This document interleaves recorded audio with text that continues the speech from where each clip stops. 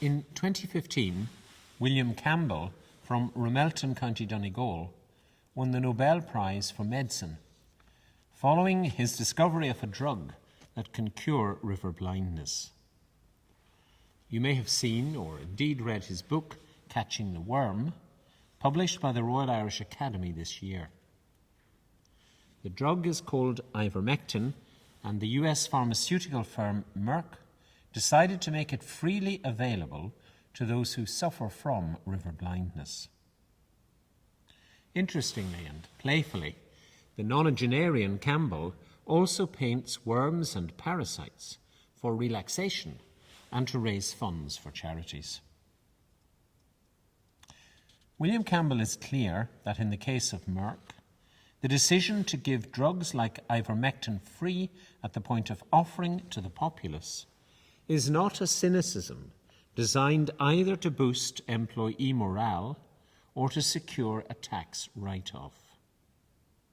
It is the right thing to do, and this is how he expresses it. I believe that Merck employees felt proud because they believed that the company had done the right thing because it was the right thing. By the same token, he is not a sentimentalist about motivation in a complex corporate setting at the heart of an economically driven world. He argues with devastating honesty that compassion is not the primary driver in research and development. Again, in his own words, any researcher with a shred of decency is going to rejoice when research findings turn out to be of benefit to humans. But it would be a rare researcher who could justly claim that compassion had been the prime motivation for doing the research. William Campbell may seem to you to be a strange, or at least an offbeat guide to those soon to be ordained. His life's work has nothing obvious to do with the life of the Church. And yet that does not mean that he has nothing to teach us. Successively, he worked on drugs that counter roundworm in sheep and cattle, on a cure for a disease that can cause damage to the human liver, gut, urinary and reproductive tracts, along with investigating the capacity of ivermectin to prevent heartworm in dogs. A number of things, bits of advice, which he brings to the fore, are useful and relevant to us all on this day. Both those who will give ministry in a new way and the many hundreds of thousands who over a lifetime will receive ministry in a new way from God through each of you. You might indeed say that none of these insights is spectacular, nor is it theological, but you may find it useful in a range of ways, not least when the spectacular runs dry and being theological runs equally dry. Because to my mind it's all a reminder that we take the obvious too readily for granted. William Campbell has three main pieces of general advice. One of them is to keep notes, another is to mind your language, and another is to avoid a life of excessive preparation, even though, of course, he does also advocate being adequately prepared. The keeping of notes has a couple of meanings and uses in the context of ordination.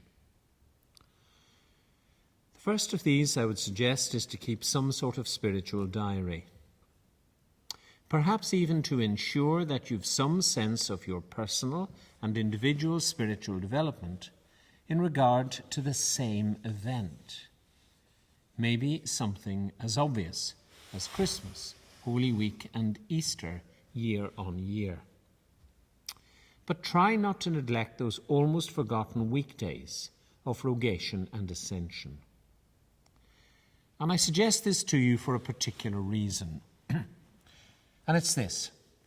you will find rather quickly that such big festivals, almost immediately in fact, are about what they give to other people.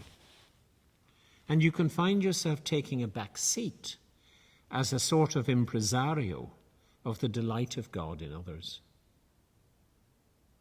While you are a facilitator, you are also a developing and an evolving disciple. And you will have to work out for yourself pretty quickly an effective way of being in two spiritual places at once. Now, keeping notes is also useful when you have pastoral interchange and interaction with people, and it is crucial in relation to meetings. It is helpful to everyone, even if others don't really like it or thank you for it, to have an accurate record of what was said, who said it, and who were there. Keep notes. Thirdly, minding your language is important in a number of ways. Communicating in a theological context is difficult, and you will find, sadly, that other people can take issue with the complexity of your language or even with your argument for mischievous reasons, and precisely because they want to keep your ideas at bay. Now, I'm simply suggesting to you that it's worth working at this in order to be able to confront courteously such a bad habit, and also to engage people in ways that both you and they understand in fruitful conversation about the things of faith and the things of God. It is certainly important to listen again, and to talk with people about their ideas and their preoccupations, and to bring this into your prayer and into your writing. But sooner or later, they will want you to talk with them about God. So mind your language. Third piece of advice that he offers is preparation with spontaneity. Now, I think we all know what spontaneity without preparation sounds like. And again, I think we know what preparation without spontaneity sounds like too. You may be able to blend these easily and naturally, or you may need to work at it. The one thing I'd say, do not be too proud to look for and to ask for help. It's always useful and indeed fruitful to be able to speak coherently on something. But that something needs to be able to uplift in some way those who are listening. I have often said that I'm sufficiently realistic to say the following: that people are likely to retain 3% of what I say.